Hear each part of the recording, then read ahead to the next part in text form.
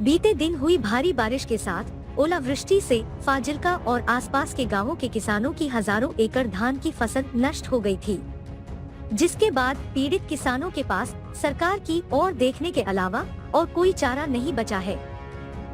लोगों की उम्मीदों के मुताबिक भले ही अभी तक पीड़ित किसानों का हाल चाल जानने के लिए कोई सरकारी नुमाइंदा उनके पास नहीं पहुंचा हो, लेकिन विपक्षी राजनीतिक दलों के नेता निश्चित रूप से पीड़ित किसानों की दुर्दशा का हाल चाल जानने पहुंच रहे हैं।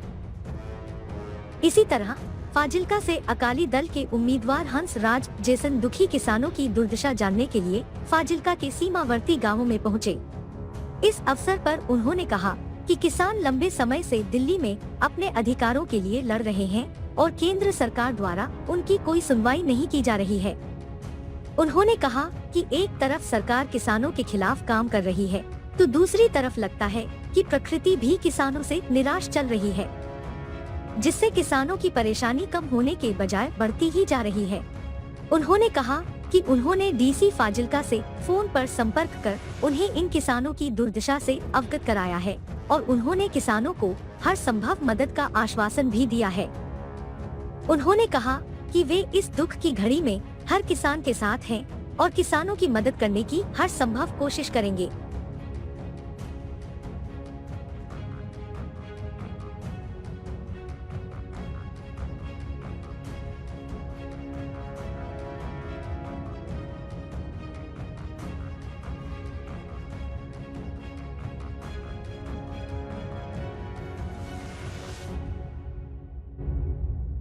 अफसोस नाल कहना पैंदा है कि सारे हिंदुस्तान दे जो साडे किसान ने वीर वो अगे ही दिल्ली दे बार्डर ते बह के तकरीबन 1 साल हो गया है ते वो जिमींदारां दी ते जो साडे किसानां दी पोजीशन है उहदे बारे बड़ी वड्डी लड़ाई लड़ रहे ने। पर मैं जो प्रैक्टिकल तौर ते देख रहा कि शायद साडे नाल वैगरू भी नाराज हो गया है। पहला तो साडी सरकारां दे नाल लड़ाई मुकदी नहीं, क्योंकि कानून ऐसे बनाते ने कि जे वो कानून रहन तो साडे कोल जमीनां नहीं रहनियां। ये वड्डे वड्डे जिन्ने अडानी अबानी फिरदे ने वो साड़ियां जमीनां दे मालक बन जाणगे ते असीं उन्हां दे नौकर बन जांगे। ओहदी अजे साडी लड़ाई चल रही है। पर बदकिस्मत दी गल है कि जो कल रात नूं हनेर झक्खड़ ते इत्थे गड़े पै ने ओहदे नाल पिंडां दे पिंड जिहड़े चले गए ने। और ये मैं कह सकना कि जिन्हां पिंडां दे विच मैं खड़ा इत्थे अपने नानका दोना मातम नगर सारे पिंडां दे विच ये आले दुआले जिन्ने साडे जिहड़े ये पार दे पिंड ने दरिया वाले इन्हां पिंडां दे विच बड़ी भारी नुकसान होया और कई पिंडां दे विच तकरीबन फसल चली गई है। कुछ नहीं खड़ा, जिहड़े सिट्टे खड़े ने वो सिर्फ ओहदे च पोट खड़ी है, दाने सारे थल्ले आ गए ने।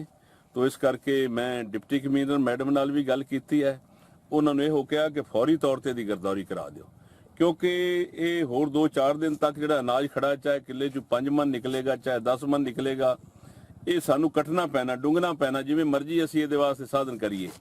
तो उस तो पहला गवर्नमेंट गिरदावरी कर दे, तो जे गिरदावरी हो जाएगा गवर्नमेंट दे नाल साडी लड़ाई हो जाएगी। असीं लड़ाई दे विच कुछ ना कुछ उन्हां कोलों लै डिगांगे।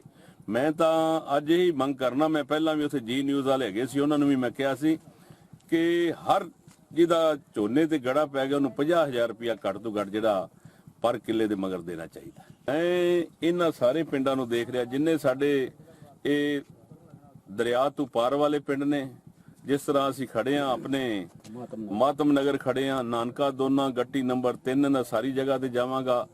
और पिछे भी जो जंगड़ भैनी ते असीं जिन्ने साडे गट्टी नंबर 1 है गुलाबा वगैरह जिन्नियां पैनियां ने उन्हां सारियां ते जाके मैं सारे सत्कारयोग भैणां भरावां नूं जिमींदारां नूं ते छोटे किसानां नूं मिलना है।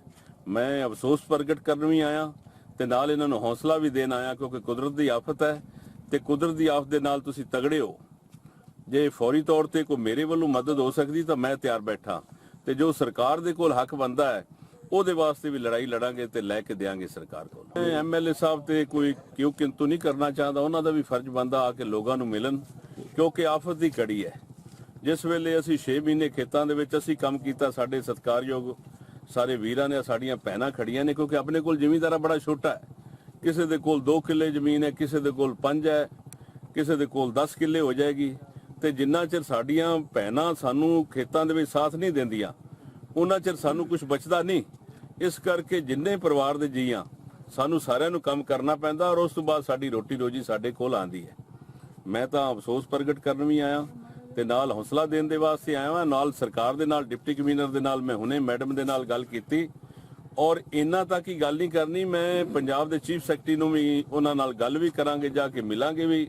ਕੁਝ ਦਿਨਾਂ ਬਾਅਦ ਆਦੇ ਸਾਰੇ ਜਿੰਨੇ ਮੇਰੇ ਲੀਡਰ ਸਾਹਿਬਾਨ, ਸਰਦਾਰ ਬਲਬੀਰ ਸਿੰਘ ਜੀ ਜੰਗੜ ਸਾਹਿਬ ਖੜੇ ਨੇ, ਸਾਡੇ ਚੇਅਰਮੈਨ ਸਾਹਿਬ ਜੀ, ਸਰਦਾਰ ਮਲਕੀਤ ਸਿੰਘ ਜੀ, ਸਰਦਾਰ ਜਗੀਰ ਸਿੰਘ ਜੀ, ਤੋਂ ਅਸੀਂ ਸਾਰੇ ਰਲ ਕੇ ਲੜਾਈ ਲੜਾਂਗੇ ਤਾਂ ਜੋ ਕਿ ਗਰੀਬਾਂ ਦੀ ਵੱਧ ਤੋਂ ਵੱਧ ਮਦਦ ਕੀਤੀ ਜਾ ਸਕੇ, ਕਿਉਂਕਿ ਸਾਡੀ ਫਸਲ ਚਲੀ ਗਈ ਤੇ ਫਸਲ ਦੇ ਵਾਸਤੇ ਜੇ ਗਵਰਨਮੈਂਟ ਨੇ ਮਦਦ ਨਾ ਕੀਤੀ ਤਾਂ ਸਾਡੇ ਵਾਸਤੇ ਹੋਰ ਮਾੜਾ ਸਮਾਂ ਹੋ ਜਾਏਗਾ। ਸਾਡਾ ਬਹੁਤ ਨੁਕਸਾਨ ਹੋਇਆ ਜੀ।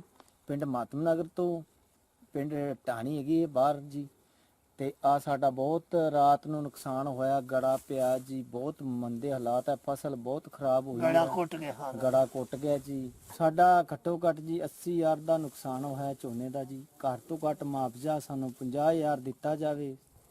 ਸਰਕਾਰ ਵੱਲੋਂ ਦਰਖਾਸਤ ਕਰਤੇ ਹਾਂ ਜੀ, ਤੇ ਸਾਨੂੰ ਘੱਟ ਤੋਂ ਘੱਟ ਵੀ 50,000 ਮੁਆਵਜ਼ਾ ਦਿੱਤਾ ਜਾਵੇ। ਬਾਕੀ ਹੋਰ ਕਿਸਾਨਾਂ ਨੂੰ ਵੀ ਸਾਡੇ ਤੋਂ ਵੱਧ ਜ਼ਿਆਦਾ ਨੁਕਸਾਨ ਹੋਇਆ ਹੈ। ਸਾਡੇ ਬਾਰਡਰ ਏਰੀਆ ਜਿਹੜਾ ਪੱਟੀ ਹੈਗੀ ਆ, ਬਹੁਤ ਜ਼ਿਆਦਾ ਨੁਕਸਾਨ ਹੋਇਆ ਹੈ। ਸਾਡਾ ਉਹਨਾਂ ਤੱਕ ਹੀ ਕਰਾਉਣਾ ਹੈ ਜੀ। ਹੁਣ ਜਿਹੜੀਆਂ ਹੁਣ ਸਰਕਾਰਾਂ ਹੈਗੀਆਂ, ਹੱਲ ਤਾਂ ਉਹਨਾਂ ਹੀ ਕਰਾਉਣਾ ਹੈ, ਜਾਂ ਦਵਿੰਦਰ ਸਾਹਿਬ ਕਰਾਉਣਗੇ ਜਾਂ ਸਾਡਾ ਦੂਸਰਾ ਜਿਹੜਾ ਹੁਣ ਦਾ ਨੁਮਾਇੰਦਾ ਹੈਗਾ ਚਰਨਜੀਤ ਚੰਨੀ, ਉਹ ਸਾਡਾ ਕਰਾਉਣਗੇ। ਹੋਰ ਕਿਹੜੀਆਂ ਸਰਕਾਰਾਂ ਕਰਾਉਣਗੀਆਂ ਜੀ? ਉਹ ਤਾਂ ਵੈਸੇ ਕਹਿ ਗਿਆ ਵੀ ਸਾਨੂੰ ਇਸ ਤਰ੍ਹਾਂ ਘੱਟੋ ਘੱਟ ਵੀ ਮੁਆਵਜ਼ਾ 50,000 ਕਿੱਲੇ ਦਾ ਦਿੱਤਾ ਜਾਵੇ। ਉਹ ਕਹਿੰਦੇ ਜੀ ਸਰ ਕੱਲ ਨੂੰ ਆਵਾਂਗੇ, ਤੁਹਾਡਾ ਇੱਥੇ ਮਾਹੌਲ ਵੇਖਾਂਗੇ ਕੀ ਹੋਇਆ ਹੈ ਕੀ ਨਹੀਂ ਹੋਇਆ। ਉਹਨਾਂ ਨੂੰ ਵੈਸੇ ਤਾਂ ਪਤਾ ਲੱਗ ਚੁੱਕਿਆ ਹੈ ਵੀ ਇੱਥੇ ਗੜੇ ਨਾਲ ਨੁਕਸਾਨ, ਬਾਰਿਸ਼ ਨਾਲ ਨੁਕਸਾਨ ਬਹੁਤ ਜ਼ਿਆਦਾ ਹੋਇਆ ਹੈ, ਤੇ ਉਹ ਕਹਿੰਦੇ ਕੱਲ ਨੂੰ ਅਸੀਂ ਆਵਾਂਗੇ। ਅੱਜ ਤੱਕ ਇਹਦੇ ਪਿੰਡਾਂ ਪੁੰਡਾਂ 'ਚ ਦੌਰਾ ਹੈਗਾ ਉਹਨਾਂ ਦਾ। ਇਹ ਕੰਮ ਤਾਂ ਸਰ ਉਹਨਾਂ ਨੂੰ ਪਤਾ ਹੈ ਵੀ ਕੀ ਕਹਿੰਦੇ ਆ ਕੀ ਨਹੀਂ ਕਹਿੰਦੇ। ਕਬਾਇਆ ਸਾਹਿਬ ਨੂੰ ਪਤਾ ਕੀ ਕਹਿੰਦੇ ਆ ਕੀ ਨਹੀਂ ਕਹਿੰਦੇ ਆ। ਉਹਨਾਂ ਦਾ ਵੈਸੇ ਫੋਨ ਤੇ ਕਿਹਾ ਹੈ ਵਿਰੋਧੀ ਜਿਹੜੇ ਪਾਰਟੀਆਂ, ਉਹ ਤਾਂ ਐਵੇਂ ਆਉਣੀਆਂ ਜੀ। ਉਹ ਤਾਂ ਕਹਿਣਾ ਚਾਹੁੰਦੇ ਆ ਜੀ, ਉਹ ਤਾਂ ਜ਼ਰੂਰ ਆਉਣਾ ਚਾਹੀਦਾ ਸੀ ਕਬਾਇਆ ਸਾਹਿਬ ਨੂੰ ਵੀ ਜੀ, ਪਰ ਵੈਸਾ ਤਾਂ ਉਹ ਆਣਗੇ। ਬਾਕੀ ਪਿੰਡਾਂ 'ਚ ਦੌਰਾ ਹੈਗਾ ਉਹਨਾਂ ਦਾ।